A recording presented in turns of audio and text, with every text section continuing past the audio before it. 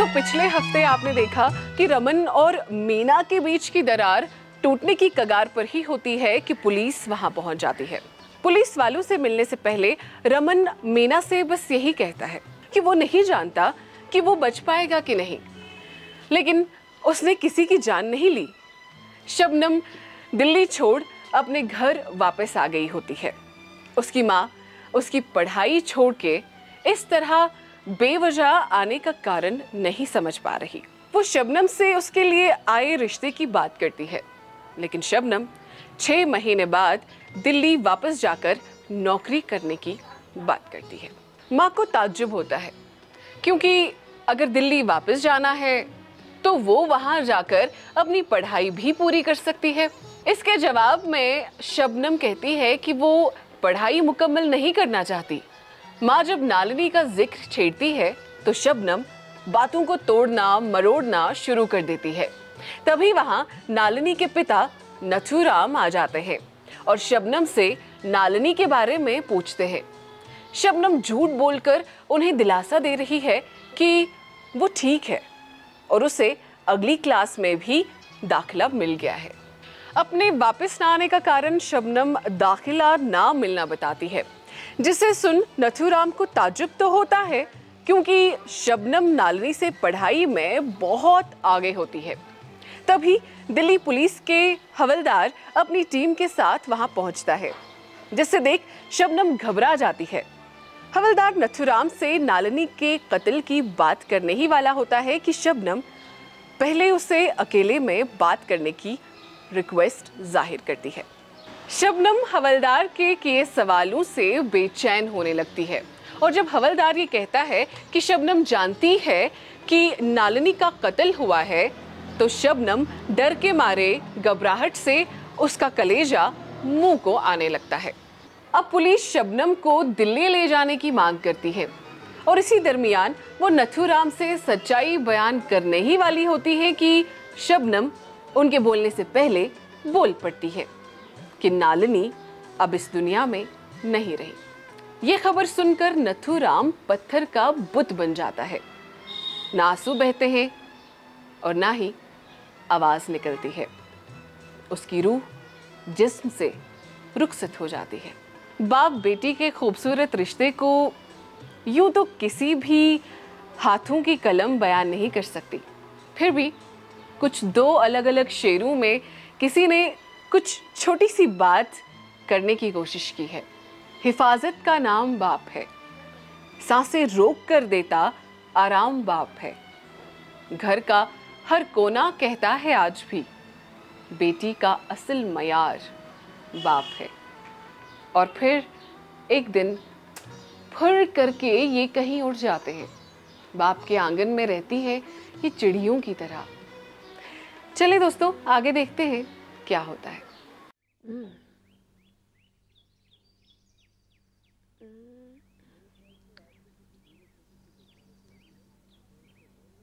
ये एक लाइन पढ़ी नहीं जा रही है मुझसे। दिखाना कौन सी? ये देखिए, ये वाली। आदमी के दिल में जो छुपा होता है वो उसके चेहरे पर साफ साफ दिखाई देता है। ये आगे क्या? मगर उसे वही पढ़ सकता है जो दिल के पास हो। बस इतना ही। कितनी अच्छी अच्छी बातें लिखते हैं आप। इतना अच्छा कैसे लिख लेते हैं? तुमने इसे समझा? अगर नहीं समझती तो अच्छा कैसे लगता? मगर तुम तो इतनी छोटी हो, ऐसी बड़ी बड़ी बातें समझ कैसे लेती हो? आपको छोटी लगती हूँ मगर हूं नहीं। हाँ, वैसे आपके सामने तो छोटी ही हूँ और आपकी लिखी हुई बातें पढ़ती हूँ तो और भी छोटी हो जाती हूँ। तुम पढ़ा मत करो, सिर्फ कॉपी किया करो। वाह, पढ़ूंगी नहीं तो कॉपी कैसे करूंगी? अरे भाई, कॉपी करते वक्त जो पढ़ना होता है उसे समझना जरूरी नहीं होता। बात अपने आप भेजे में चली जाए तो मैं क्या करूं? वैसे यह काम मैं 2 कारण से करती हूँ। एक, आप मुझे पैसे देते हैं और दूसरे, इतनी अच्छी अच्छी बातें पढ़ने को मिलती हैं। एक तरह से आपका बड़ा उपकार है मुझ पर। तुम मेरा काम करती हो, मैं तुमको पैसे देता हूं, इसमें उपकार वाली क्या बात है? इतने बड़े लेखक होकर आप ये बात भी नहीं समझते? मैं तो क्या, मेरी माँ भी आपका बहुत बड़ा उपकार मानती है। उसने तो मुझे कुएं में ही ढकेल दिया था। आपने मुझे बचाया। न जाने ऐसे कितनी लड़कियां होंगी जिन्हें आप जैसे लोग नहीं मिलते होंगे और वो हमेशा के लिए बर्बाद हो जाती होंगी।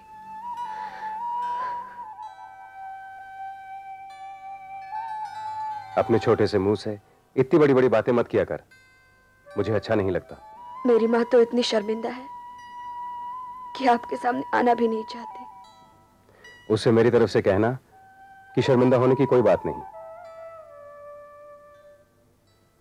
लोग मजबूरी में क्या कुछ नहीं करते।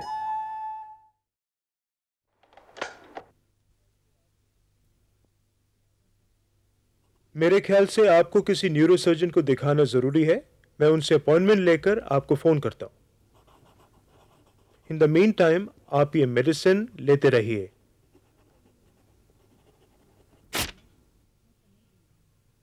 अच्छा, तो मैं चलता हूं। मैं डॉक्टर साहब को छोड़ के अभी आता हूं। सूरज को किसने बताया कि मैं बीमार हूं? मैंने ही बताया। लगता है तुम दोनों मेरी चिंता कुछ ज्यादा ही करने लगे हो। क्यों आंटी जी, आपको अच्छा नहीं लगता? मुझे ज्यादा अच्छा तो ये लगता है कि मैं दूसरों का ख्याल रखूं। अगर आपकी तबीयत ठीक नहीं होगी तो आप दूसरों का ख्याल कैसे रखेंगी? आपकी सेहत का ख्याल रखने में हमारा स्वार्थ है। जब आप ठीक हो जाएंगी तो आप हमारा ख्याल रखेंगी, है ना? दलील तो अच्छी है। आप कॉलेज से कुछ दिनों के लिए छुट्टी क्यों नहीं ले लेती? डॉक्टर साहब कह रहे थे कि आपकी बेहोशी का कारण वो जख्म भी हो सकता है जो आपको उस एक्सीडेंट में लगा था। वैसे ठीक तरह तो स्पेशलिस्ट से बात करने के बाद ही पता चलेगा। आप क्या सोच रही हैं आंटी? सोचा था रिटायर्ड होने के बाद अपंग और अपाहिज बच्चों के लिए कुछ काम करूंगी, मगर आप जरूर करेंगी। अभी आपकी नौकरी कहाँ खत्म हुई है? हम भी आपके साथ मिलकर काम करेंगे। अगर जिंदगी ने साथ दिया तो। छोड़ो इन बातों को। तुम्हारा नया काम कैसे चल रहा है? बहुत अच्छा।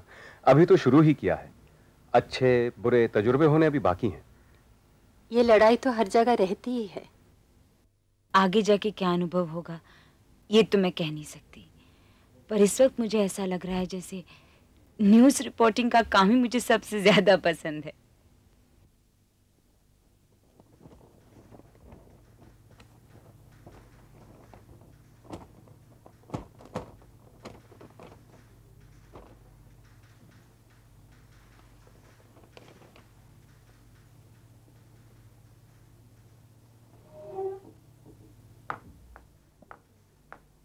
Excuse me.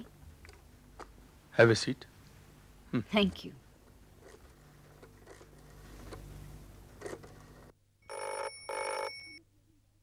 हेलो, हाँ मैं मीना बोल रही हूँ। जी मीना जी, मैं कमल बोल रही हूँ। आपको कंग्रेचुलेशंस। मिस्टर गुजराल को अदालत ने बेगुनाह मान लिया। Thank you so very much. हाँ, अभी अभी घर आए हैं, मेरे बिल्कुल पास बैठे हैं। आप उन्हें मेरी तरफ से कंग्रेचुलेशंस कह दीजिएगा। हाँ जरूर। तुम कभी घर आओ ना, बहुत दिन हुए तुमसे मिले। आजकल क्या कर रही हो? मैं दिल्ली क्रॉनिकल में रिपोर्टिंग कर रही हूँ।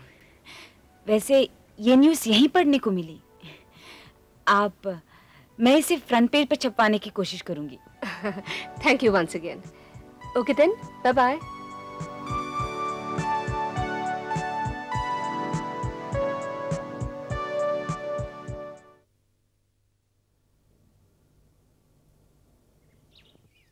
Aunty, coffee.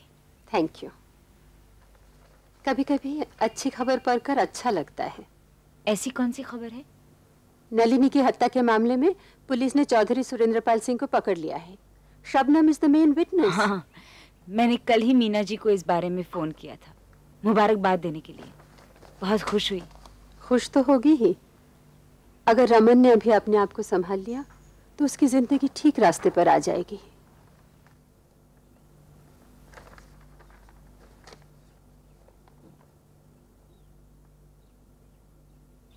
आपको ऐसा नहीं लगता कि समाज में बुराई का पलड़ा बहुत ज्यादा भारी हो गया है? अगर ऐसा हो तो दुनिया एक दिन भी ठीक ढंग से न चल पाए। अच्छाई कम नजर आती है, पर उसकी शक्ति बहुत ज्यादा है।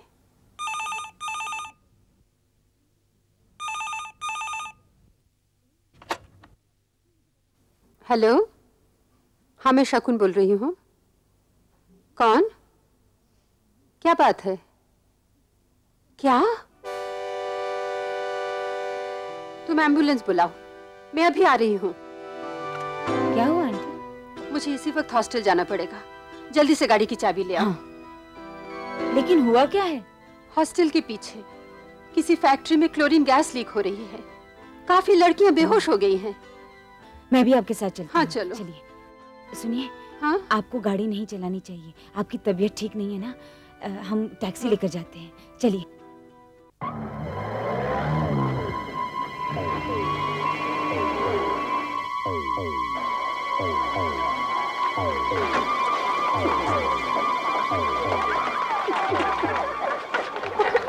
लड़कियां बेहोश हो गई। हाँ? हे भगवान, इन्हें मेडिकल इंस्टीट्यूट ले चलो।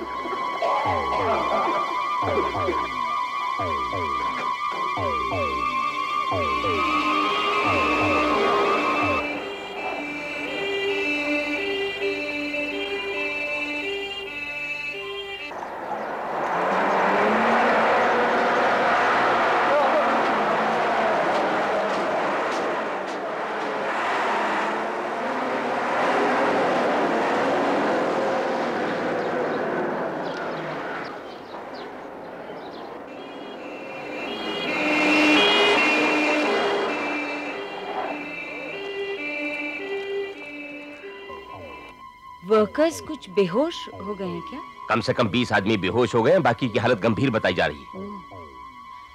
ये गैस लीक कैसे हुई आपको पता है? फायर ब्रिगेड के एक आदमी ने कहा है कि पुरानी सड़ी हुई पाइपें फट गई हैं और उन्होंने बड़ी मुश्किल से लीकेज को रोका है। कोई आदमी ने कहा एक आदमी मर भी गया है। अच्छा, जल्दी से बंद करो दरवाजा, जल्दी। ठहरिए, कहाँ जा रही हैं आप? जी मैं अंदर जा रही हूँ। मुझे मालिक या मैनेजर से मिलना है। मुझे उनसे इस घटना के बारे में कुछ पूछना है। कौन है आप? मैं एक रिपोर्टर हूँ। और आप यहाँ क्या काम करते हैं? मैं यहाँ का वेलफेयर ऑफिसर हूँ। ओह, तो शायद आप ही मुझे बता सकते हैं। आप यहाँ आइए और मुझे बताइए कि... जी मैं किसी को कुछ नहीं बता सकता। क्यों? किसी को कुछ बताना मेरा काम नहीं है। ठीक है, तो मैं खुद पता करूँ। सुनिए, ठहरिए, आप यहाँ रुकिए, मैं अंदर सेठ जी से बात करके आता हूँ। शायद वो आपकी कुछ मदद कर सकें।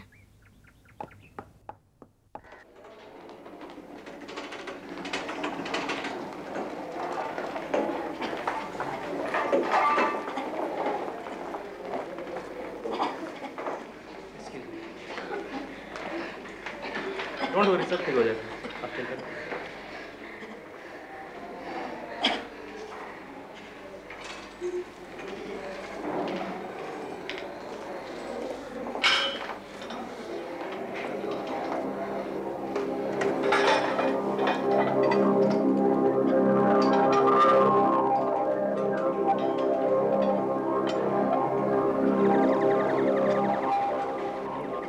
क्या हुआ है आपको?